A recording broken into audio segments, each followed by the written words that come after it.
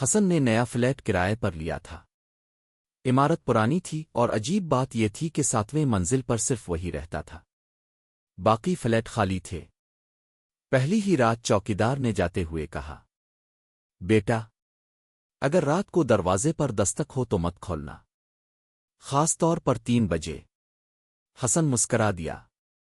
تیسری رات ٹھیک 3 بجے، ٹھک ٹھک ٹھک۔ حسن کا دل کانپ گیا۔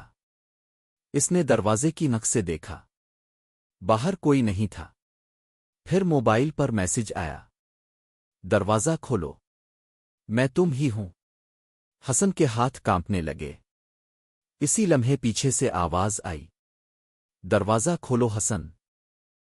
وہ آہستہ آہستہ مڑا۔ پیچھے وہ خود کھڑا تھا، چہرہ بالکل سفید، آنکھیں اندھیری۔ باہر دروازے پر دستک تیز ہو گئی، اور پیچھے والا حسن مسکراتے ہوئے بولا، ایک اندر جائے گا، ایک باہر رہے گا۔ اگلی صبح 7ویں منزل خالی تھی۔ چوکیدار نے دروازے پر لگی تختی دیکھی، فلیٹ خالی ہے۔ فی الحال